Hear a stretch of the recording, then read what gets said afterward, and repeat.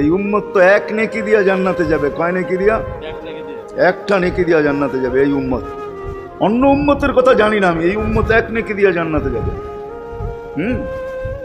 নবীর একটা আদর্শের কারণে জান্নাতে যাবে। সিরত মানি আদর্শ। আর এটা আমরা কদমে কদমে মোহতাজ। কেননা এই ছোট জীবনটা যদি গ্রহণযোগ্যতা পর্যন্ত পৌঁছাইতে হয় আল্লাহর কাছে, চাই নারী হই, চাই যুবক হই, চাই বৃদ্ধ হই, যেই মানুষই হই না কেন, যেখানেরই হই না কেন, যেই বাসারই হই না কেন, যেই বর্ণেরই হই না কেন, যেই পেশারই হই না কেন, যেই সোসাইটিরই হই না কেন, এই জীবনটাকে যদি গ্রহণযোগ্যতা পর্যন্ত পৌঁছাইতে হয় কার কাছে? দুনিয়া আলাদের কাছে না, মালিকের কাছে, যিনি এক ফোঁটা পানির থেকে অস্তিত্ব দিছেন, যার কাছে আবার আমাদেরকে ফিরা যেতে হবে। পালানের কোনো সুযোগ নাই। এই জন্যই কোরআন আমাদেরকে বোঝায় আইনাল মাফার। আল্লাহ বলতেছে কোথায় ভাগবে তুমি, বলো কোথায় ভাগবে? কবির কথাই সত্য, যদিও নাকি পালাও তুমি আকাশেতে লাগিয়ে সিঁড়ি লাগাও, যদি আকাশে চলে যাও তো আল্লাহ বলে তোমার বাগার কোনো সুযোগ নাই। কেননা ইল্লা বিসুলতান, ওইখানেও আমার রাজত্ব, এইখানেও আমার রাজত্ব, ডাইনো আমার রাজত্ব, বামে আগে পিছে উপরে নিচে সর্বত্র আমার রাজত্ব। আমার রাজত্বের বাহিরে যাওয়ার ক্ষমতা তোমাদের নাই। দ্বিতীয় কথা এটো, আইনা আনা মাআকুম আইনা মা কুনতুম, যেখানে যাবে ওইখানে আমি সঙ্গে থাকবো, আমাকে দূর করতে পারবে না। যদি করো তাহলে তুমি থাকবে না, তোমার অস্তিত্বই থাকবে না। কেন আমাদের ভিতরে আল্লাহ নাই বটে, কিন্তু আল্লাহর একটা পাওয়ার আছে যেটাকে রূহ বলে। কুলির রূহ মিন আমরি রব্বি, আল্লাহর একটা পাওয়ার, একটা সিফত, সবচেয়ে শক্তিশালী পাওয়ার যেটা, ওটা আমাদের ভিতরে আল্লাহ ঢুকায় রাখছেন, যেটাকে আমরা রূহ বলি। কোরআনের ভাষায় রূহ বলে, বাংলা ভাষায় আত্মা বলে। যেটাকে আমরা আত্মা বলি ওটা আল্লাহর হুকুম ছাড়া কিছু না। আল্লাহ বলে ওটা মনে করে নাও আমি তোমার ভিতরে আছি, কেন এটা আমারই জিনিস। কুলির রূহ মিন আমরি রব্বি, আমাকে পৃথক করলে আর তুমি থাকবে না। তখন তোমার চক্ষু থাকবে আইন লা তানজুর, তোমার চক্ষু থাকবে দেখবে না।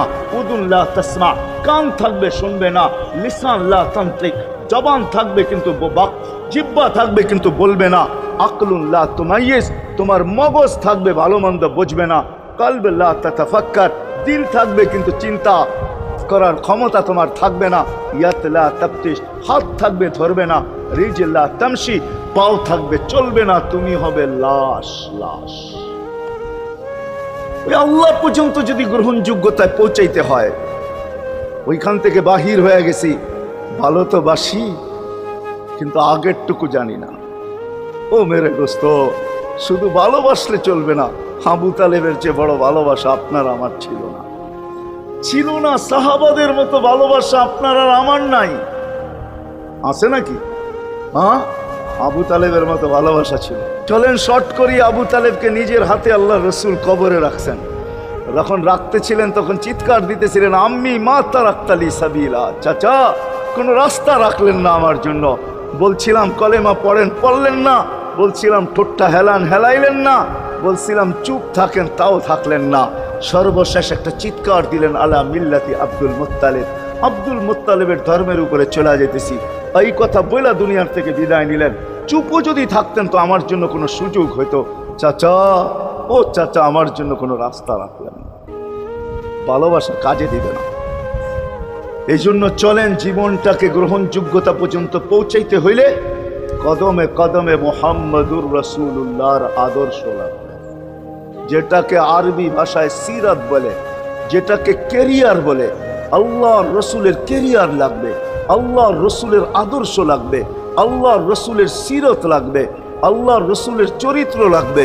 এই জন্যই আল্লাহ কোরআনে বলছেন, লাকাদ কানা লাকুম ফি রাসূলিল্লাহি উসওয়াতুন হাসানা, তোমরা লিমান কানা ইয়ারজুল্লাহ, তোমরা যদি আমাকে পাইতে চাও তাহলে আমার আদর্শ সহজ করছেন, কঠিন করেন নাই।